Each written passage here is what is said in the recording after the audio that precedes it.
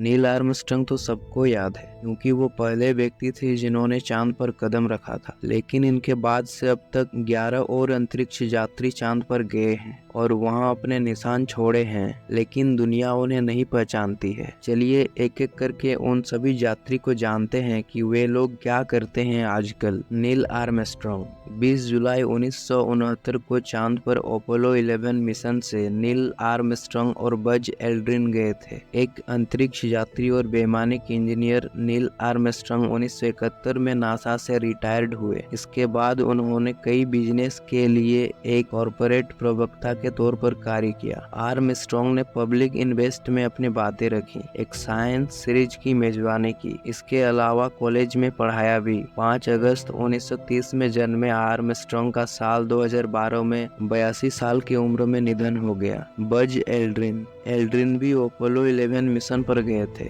वह दूसरे शख्स थे जिनके कदम चांद पर पड़े। 90 वर्षीय एल्ड्रिन फ्लोरिडा में रहते हैं। पेटे कनराड चांद पर कदम रखने वाले तीसरे शख्स थे। वह नवंबर 1969 में हुए अपोलो 12 मिशन का हिस्सा थे। साल 1973 में नासा से रिटायर्ड होने के बाद उन्होंने एक बिजनेसमैन के तौर पर काम किया, लेकिन साल 1999 में कैलिफोर्निया में उनकी मोटरसाइकिल का एक्सीडेंट हो गया जिसमें उनकी जान चली गई। वह 69 साल के थे। एलन बिन कॉनराड के साथ अपोलो 12 के चालक दल में एलन बिन भी शामिल थे। वह चंद्रमा पर कदम रखने वाले चौथे शख्स थे। नासा से साल 1981 में रिटायर्ड हुए थे। बाद में 86 साल की उम्र में दुनिया छोड़कर चले गए। एलन शेफर्ड अपोलो 14 मिशन का हिस्सा रहे। एलन शेफर्ड ने फरवरी 1971 में चंद्रमा की धरती पर कदम रखा था। शेफर्ड साल 1974 में नासा से रिटायर्ड हुए। इसके बाद उन्होंने बैंकिंग और रियल एस्टेट में काम करना शुरू किया। उनकी मृत्यु 1998 में ल्यूकेमिया में हुई। वो 74 साल के थे।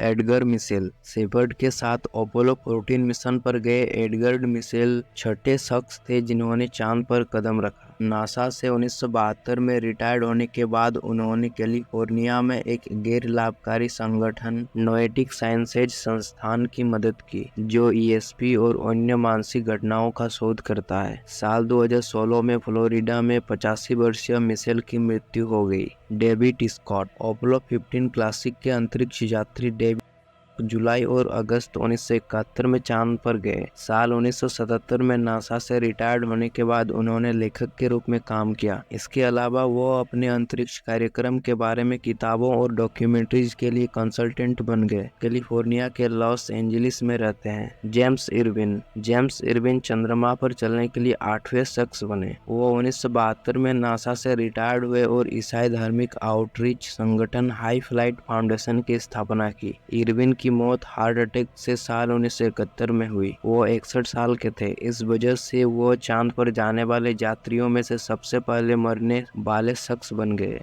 जॉन यंग अपोलो 16 मिशन पर जाकर अप्रैल 1972 को जॉन यंग चांद पर चलने वाले 9वें शख्स बन गए। नासा में करीब 40 साल तक काम करने के बाद 2004 में रिटायर्ड हो गए और रिटायर्ड होने की वजह उनका स्पेस शटल कोलंबिया मिशन पर काम करना था। जॉन की मृत्यु 87 वर्ष के आयु में हुई। चार्ल्स ड्यूक उसी अपोलो 16 मिशन का हिस्सा थे जिसमें जॉन यंग थे। चार्ल्स चंद्रमा पर जाने वाले 10वें व्यक्ति थे। वो साल 1975 में नासा से सेवानिवृत्त हुए। यूजिन शेरनन अपोलो 17 मिशन के दौरान चंद्रमा पर जाने वाले यूजिन शेरनन 11वें व्यक्ति थे। वो साल 1976 में नासा से रिटायर्ड हुए और एक प्राइवेट इंडस्ट्री में काम करने लगे। शेरनन की मौत टेक्सास में जनवरी 2017 को हुई। हैरिसन सिम्स चंद्रमा पर कदम रखने वाले हैरिसन सिम्स उसी अपोलो 17 मिशन पर जियोलॉजिस्ट थे जिस पर यूजिन शेरनन गए थे। इन्होंने नासा से 1975 में रिटायर्ड होने के बाद यूएस सीनेट में 1 साल के लिए रिपब्लिकन के रूप में न्यू मैक्सिको का प्रतिनिधित्व किया। वह 85 साल के हैं और न्यू मैक्सिको में रहते हैं।